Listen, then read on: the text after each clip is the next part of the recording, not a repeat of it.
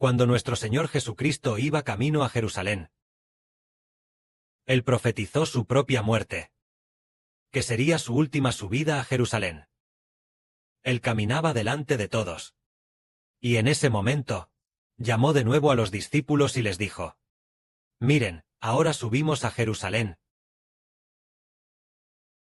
Y se cumplirá todo lo escrito por los profetas acerca del Hijo del Hombre.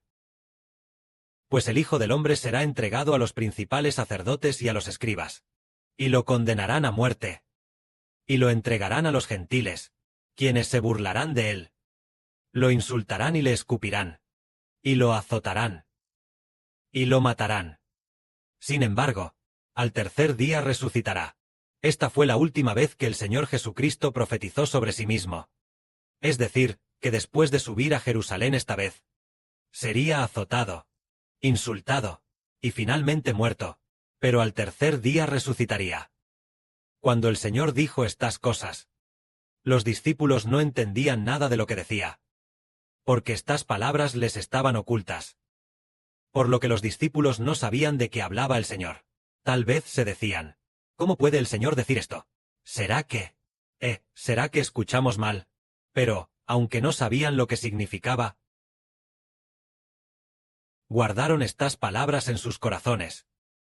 Pero sin conocer el significado de las palabras, pero no entendían que después de ir a Jerusalén esta vez y ser matado, él realmente iba a sufrir.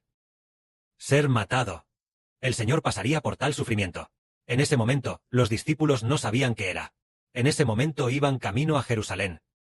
Tal vez ya habían llegado a Jerusalén, y luego, entonces, una mujer vino al Señor con sus 2 hijos. Esta mujer era la esposa de Zebedeo. Sus 2 hijos eran el apóstol Juan y el apóstol Jacobo.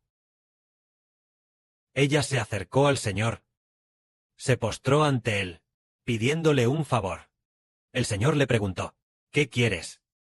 Ella respondió: «Ordena que estos 2 hijos míos se sienten en tu reino, uno a tu derecha, y el otro a tu izquierda».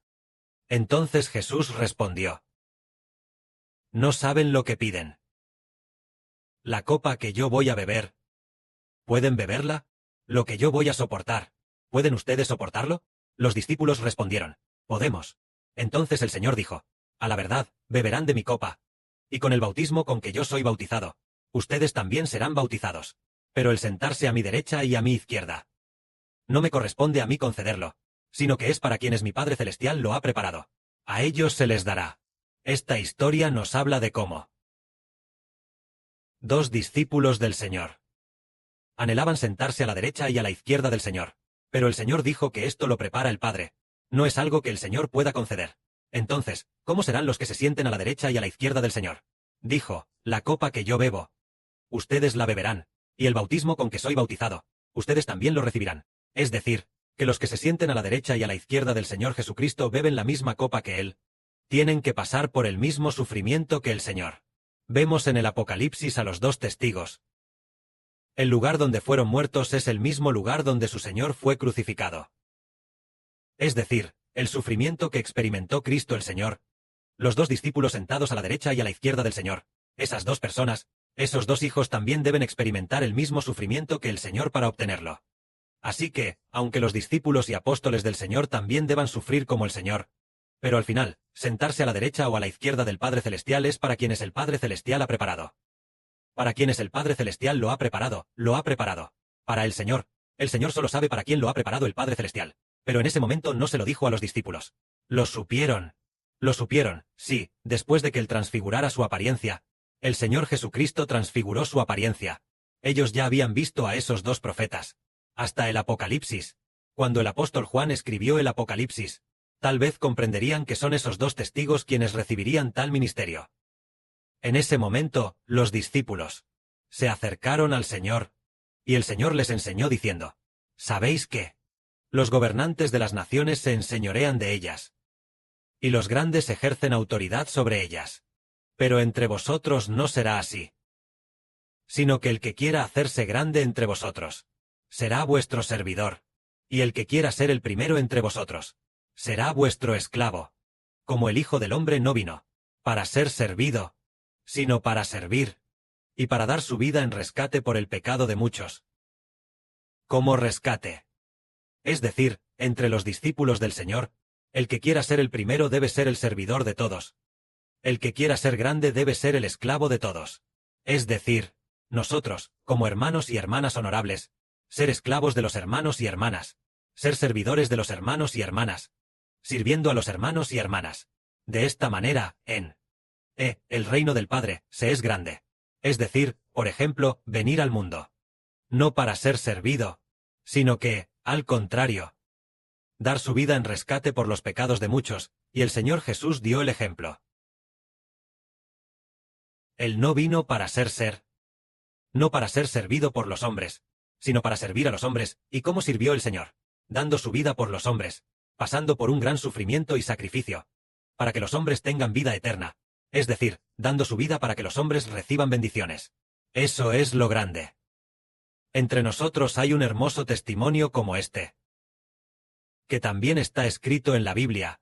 Es una parábola, una hermana que entregaría su vida por la bendición del Israel espiritual, una hermana de la familia espiritual, que estaba dispuesta a servir a los demás, y a dar su vida para limpiar los pecados de los hijos del pueblo, y así, en el reino de los cielos, recibiría en cambio un ministerio honorable.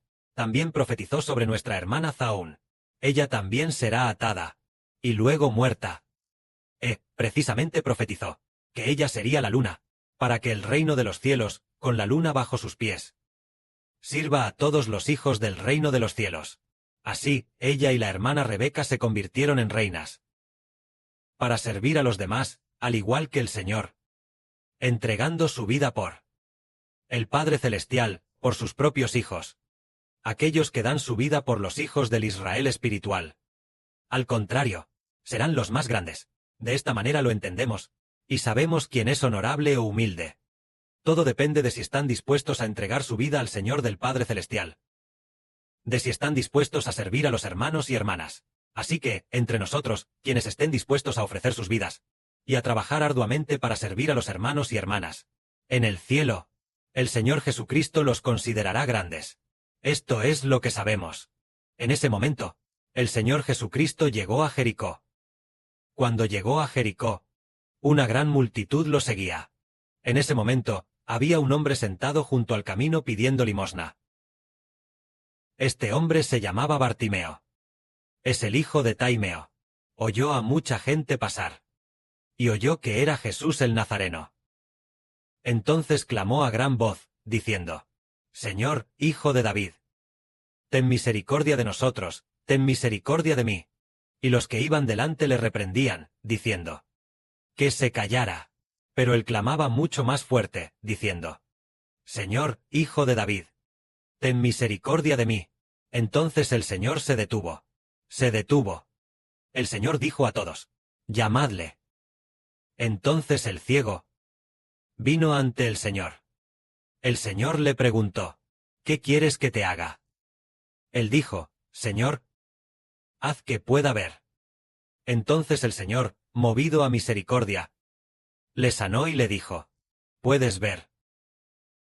Tu fe te ha salvado. Y al instante recobró la vista. Este es el Señor Jesucristo, abriendo los ojos de este ciego. Parece que en este momento el Señor pasaba por Jericó, tal vez de camino a Jerusalén, porque el Señor Jesús debía ir de Galilea a Jerusalén. Y ya había llegado a Jericó. Así que pronto debería llegar a Jerusalén. Pronto podría llegar a Jerusalén. Así es como entendemos que con una sola palabra del Señor Jesús, esta persona fue sanada. Él dijo: puedes ver, tu fe te ha salvado. Solo dijo esa frase, diciendo: tu fe te ha salvado. Entonces, por la fe, podemos mantenernos firmes. Demos un ejemplo. Por ejemplo, como el hermano Sibo hoy también. Sus ojos fueron severamente atacados. Satanás ataca constantemente. Atacando los ojos. Atacando con somnolencia. Atacando con diversos dolores corporales. ¿Por qué razón es eso? Porque tenemos que esforzarnos al máximo para construir. Así que el ataque de Satanás es especialmente fuerte. Siendo así, ¿cómo podemos vencer? Aquí dice: puedes ver, tu fe te ha salvado. Es decir, se puede lograr con fe. Es como hace un tiempo, cuando entregamos 144 trompetas a los hermanos y hermanas. Construir estas 144 trompetas. Al principio, el hermano Sibo las construyó, y solo después de construirlas se pudieron distribuir a los hermanos y hermanas. El proceso de construcción tomó más de 10 días. Un tiempo bastante largo. Probablemente alrededor de medio mes. Esta vez, la construcción de los contenidos de las 144 bendiciones. También tomó casi 20 días en completarse. Este proceso fue un proceso de constantes ataques de Satanás. Pero al final, ¿cómo se venció? Es decir, ni siquiera se podía llevar el teléfono móvil encima, porque habría ataques de Satanás. Así que, mientras trabajaba, alababa, trabajando y alabando. Se podía vencer. Incluso nuestras horas de trabajo son atacadas. Eso dice, tu fe te ha salvado. Nosotros, por la fe, vencemos los ataques del demonio por la fe. Creemos en la palabra que el Padre Celestial le dijo a Zorobabel. Señor, la palabra que dijo el Señor, el Padre Celestial. Zorobabel comenzó la obra, y ciertamente la terminará. Construir el segundo templo significaba desechar todo lo anterior. No quererlo más. La primera vez que construimos el templo. Nos tomó más de medio año construir tantas canciones. Y no usamos ninguna de ellas. Sino que reconstruimos esas canciones. Cualquier canción que declaramos en el nombre del Señor Jesucristo. Entonces esta vez estará bien. Solo 100 canciones. Cada sección, 2880 secciones.